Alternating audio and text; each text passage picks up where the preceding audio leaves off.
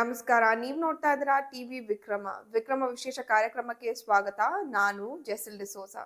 ನೀವು ಇಲ್ಲಿ ತನಕ ಟಿವಿ ವಿಕ್ರಮವನ್ನ ಸಬ್ಸ್ಕ್ರೈಬ್ ಮಾಡದೇ ಇದ್ರೆ ತಕ್ಷಣ ಸಬ್ಸ್ಕ್ರೈಬ್ ಮಾಡಿ. ಲೋಕಸಭೆಯ ಚಳಿಗಾಲದ ಅಧಿವೇಶನ ಶುರುವಾಗಿದೆ. ಈ ಟೈಮ್ನಲ್ಲಿ ಆಡಳಿತ ಪಕ್ಷ ವಿರೋಧ ಪಕ್ಷದ ಪ್ರಶ್ನೆಗಳಿಗೆ ಉತ್ತರಿಸ್ತಾರೆ. ಇನ್ನೊಂದ್ ಕಡೆ ವಿರೋಧ ಪಕ್ಷ ಆಡಳಿತ ಪಕ್ಷದ ಮೇಲೆ ದಾಳಿ ನಡೆಸ್ತಾನೆ ಇದೆ. ಆಡಳಿತ ಪಕ್ಷವನ್ನ ಸದನದಲ್ಲಿ ಅಟ್ಯಾಕ್ ಮಾಡೋಕೆ ತುಂಬಾ ಟ್ರೈ ಮಾಡ್ತಾ ಇದೆ. ಅಟ್ ದ ಸೇಮ್ ಟೈಮ್ ಎಲ್ಲರೂ ಆಶ್ಚರ್ಯ ಆಗುವ ದೃಶ್ಯ ಒಂದು ಹೊರ ಬಂದಿದೆ. ಅದು ಕಾಂಗ್ರೆಸ್ನ ಹಿರಿಯ ನಾಯಕ ಜಯರಾಮ್ ರಮೇಶ್ ಅವರದ್ದು.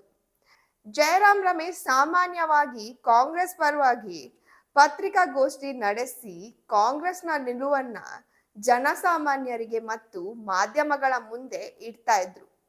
ಸೊ ಇವರ ಪರಿಚಯ ಇದೆ ಅಂತ ಅಂದ್ಕೊಳ್ತೀನಿ. ಇವರದ್ದೇ ವಿಡಿಯೋ ಈಗ ವೈರಲ್ ಆಗಿರೋದು.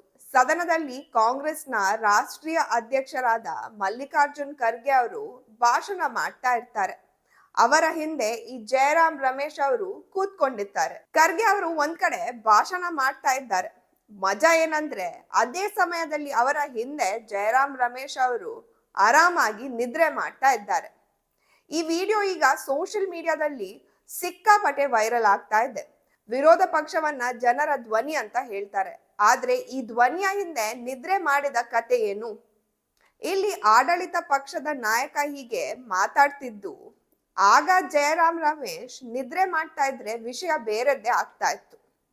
ಆದ್ರೆ ಇಲ್ಲಿ ಕಾಂಗ್ರೆಸ್ನ ರಾಷ್ಟ್ರೀಯ ಅಧ್ಯಕ್ಷರಾದ ಮಲ್ಲಿಕಾರ್ಜುನ್ ಖರ್ಗೆ ಅವರೇ ಮಾತಾಡ್ತಿದ್ದಾಗ ಜಯರಾಮ್ ರಮೇಶ್ ನಿದ್ದೆ ಮಾಡ್ತಾ ಇದ್ರು. ಇದು ಈಗ ಒಂದು ಪ್ರಶ್ನೆ ಹುಟ್ಟು ಹಾಕ್ಸಿದೆ ನೋಡಿ. ವಿರೋಧ ಪಕ್ಷ ತನ್ನದೇ ನಾಯಕರನ್ನ ಕೂಡ ಸೀರಿಯಸ್ ಆಗಿ ತಗೊಳ್ತಾ ಅಲ್ವಾ? ಅಥವಾ ಜಯರಾಮ್ ರಮೇಶ್ ಅವರು ಮಲ್ಲಿಕಾರ್ಜುನ್ ಖರ್ಗೆ ಅವರಿಗೆ ಅವಮಾನ ಮಾಡ್ತಾ ಇದ್ದಾರಾ?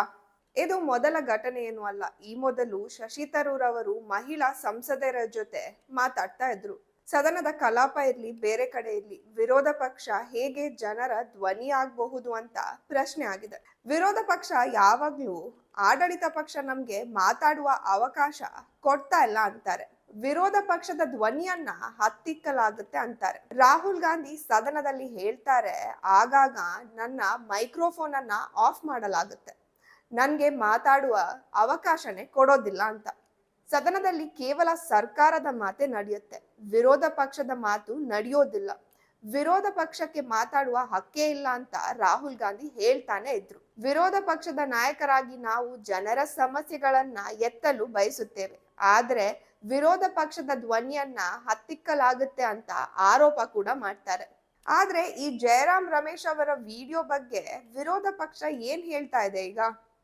ಈ ವಿಡಿಯೋ ವಿರೋಧ ಪಕ್ಷ ಆರಾಮಾಗಿ ವಿಶ್ರಾಂತಿ ಮಾಡ್ತಾ ಇದೆ, ಅದ್ರಲ್ಲೇ ಬ್ಯುಸಿ ಆಗಿದೆ ಅಂತ ತೋರಿಸುತ್ತೆ. ನೋಡಿ, ದೇಶದ 140 ಕೋಟಿ ಜನರು ತಮ್ಮ ಸಮಸ್ಯೆಗಳ ಪರಿಹಾರ ಸಿಗುತ್ತೆ ಅಂತ ಸಂಸತ್ ಕಲಾಪ ನೋಡ್ತಾ ಇರ್ತಾರೆ. ಜನ ನಾವು ಮತ ನೀಡಿದ ನಾಯಕರು ನಮ್ಮ ಧ್ವನಿ ಆಗಿರ್ತಾರೆ, ನಮ್ಮ ಸಮಸ್ಯೆಗೆ ಪರಿಹಾರ ಸಿಗುತ್ತೆ ಅಂತ ಕಾಯ್ತಾರೆ. ಈ ಸದನದ ಕಲಾಪಕ್ಕೆ ಎಷ್ಟು ಖರ್ಚಾಗುತ್ತೆ ಗೊತ್ತಾ? ಕಲಾಪದ ಸಮಯದಲ್ಲಿ 1 ನಿಮಿಷಕ್ಕೆ 2.5 ಲಕ್ಷ ರೂಪಾಯಿಗಳ ಖರ್ಚಾಗಿರುತ್ತೆ. 1 ಗಂಟೆಗೆ ಸುಮಾರು 1.5 ಕೋಟಿ.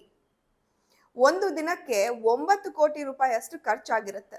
ಈ 9 ಕೋಟಿ ರೂಪಾಯಿ ಸರ್ಕಾರ ಅಥವಾ ರಾಜಕಾರಣಿಯ ಜೇಬಿನಿಂದ ಬರೋದಿಲ್ಲ, ಬದಲಾಗಿ ಇದು ಜನರ ತೆರಿಗೆಯಿಂದ ಬರುವ ಹಣ. ಕಷ್ಟಪಟ್ಟು ಕೂಡಿಟ್ಟ 2.5 ಲಕ್ಷ ರೂಪಾಯಿಯನ್ನ ಕೇವಲ 1 ನಿಮಿಷದಲ್ಲಿ ಉಡಾಯಿಸಲಾಗುತ್ತೆ. ಆದ್ರೆ ಜನರಿಗೆ ಕೇವಲ ಸಿಗೋದು ರಾಜಕೀಯ ವಿಷಯಗಳ ಬಿಸಿ, ಗದ್ದಲ ಮತ್ತು ಕಲಾಪ ಮುಂದುವರಿಯೋದು ಮಾತ್ರ. ಅಲ್ಲದೆ ಮಲ್ಲಿಕಾರ್ಜುನ್ ಖರ್ಗೆ ಅವರು ಕಾಂಗ್ರೆಸ್ನ ರಾಷ್ಟ್ರೀಯ ಅಧ್ಯಕ್ಷರು. ಅಂತವ್ರು ಮಾತಾಡುವಾಗ ಜಯರಾಮ್ ರಮೇಶ್ ಅವರು ನಿದ್ರೆ ಮಾಡೋದು ಅವರಿಗೆ ಅವಮಾನ ಮಾಡೋ ತರ ಅಲ್ವಾ? ಅದೇ ಜಾಗದಲ್ಲಿ ರಾಹುಲ್ ಗಾಂಧಿ ಅವರು ಇರ್ತಾ ಇದ್ರೆ ಜಯರಾಮ್ ರಮೇಶ್ ಅವರು ಈ ರೀತಿ ಧೈರ್ಯವನ್ನ ಮಾಡ್ತಿರ್ಲಿಲ್ಲ. ಯಾಕಂದ್ರೆ ರಾಹುಲ್ ಗಾಂಧಿ ಅವರು ಗಾಂಧಿ ಕುಟುಂಬಕ್ಕೆ ಸೇರಿದ್ದವರು.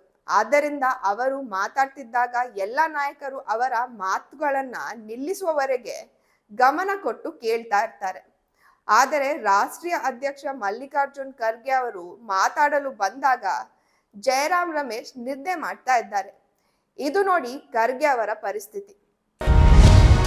ಟಿವಿ ವಿಕ್ರಮ, ದೇಶ ನಿಮ್ಮ ಕೈಯಲ್ಲಿ.